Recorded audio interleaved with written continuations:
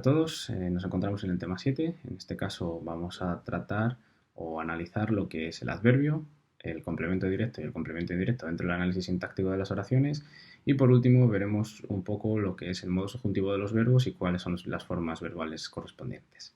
Comenzamos con el adverbio, que son palabras que no tienen ni género ni número y que modifican el significado de un adjetivo, de un verbo o de otro adverbio. Es decir, acompañan a un adjetivo, a un verbo o a otro adverbio.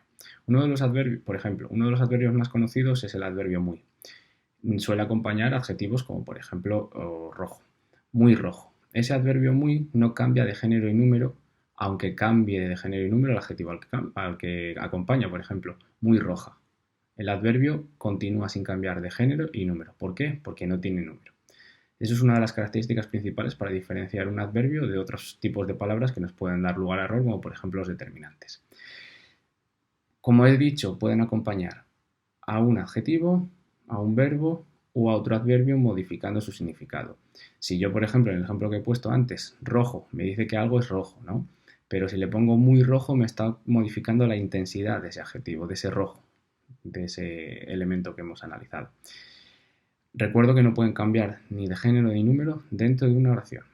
Los tipos que nos podemos encontrar pues son variados. Los más conocidos son adverbios de lugar, como puede ser que nos indican un lugar y que son allí, aquí, cerca, lejos, detrás.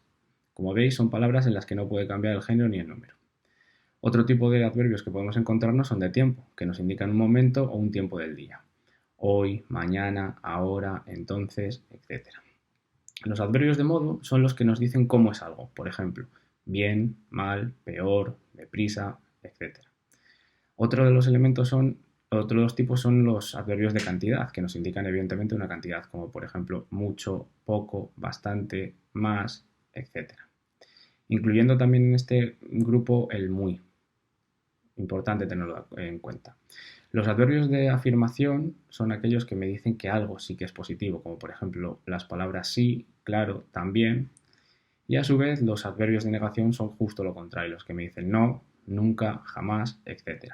Por último, el último grupo que vamos a trabajar son los adverbios de duda, que nos indican, como su propio nombre indica, una duda. Por ejemplo, quizás, acaso, tal vez, etc. Entonces, repito, los tipos que nos podemos encontrar son variados, pero los vamos a diferenciar en 7 grupos. Primero, de lugar, de tiempo, de modo, de cantidad, de afirmación, de negación y de duda. Y os recuerdo que para saber si una palabra es un adverbio y no confundirla con un determinante, por ejemplo, tenemos que ver que ese adverbio o esa palabra no varía en género y número y siempre tiene que estar acompañando a un adjetivo, a un verbo u otro adverbio. Continuamos con el análisis sintáctico de las oraciones. Ya hemos visto lo que es el sujeto, hemos visto lo que es el predicado, los tipos de predicados que hay, que son predicado nominal si están formados por verbos ser, estar o parecer, o predicados verbales con el resto de los verbos. Los sujetos pueden estar presentes o pueden no estar presentes, que se llaman sujetos omitidos. Y en este caso, dentro de los predicados puede haber otro tipo de complementos. Ojo a este detalle, que tienen que ser dentro de los predicados, no pueden aparecer nunca dentro del sujeto. Los complementos a los que nos vamos a referir son el complemento directo y el complemento indirecto. Como ya he dicho, el complemento directo forma parte del predicado de la oración. Hace referencia a lo que realiza el verbo de la oración, es decir, el núcleo del predicado. ¿Cómo puedo localizarlo? Pues preguntándole al verbo qué. Y se puede sustituir a su vez por los pronombres lo, los, la o las.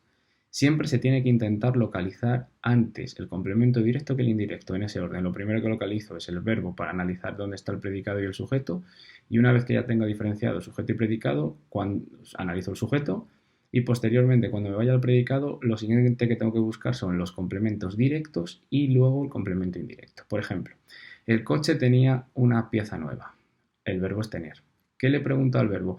¿Qué tenía el coche? Una pieza nueva. Entonces, el complemento directo sería una pieza nueva. A su vez, ese complemento directo lo puedo sustituir por un pronombre. Lo, los, la o las. Si decimos que en el coche tenía una pieza nueva, el complemento directo es una pieza nueva, para sustituirlo tendría que hacer el coche la tenía. Y ya no hace falta que ponga el complemento directo.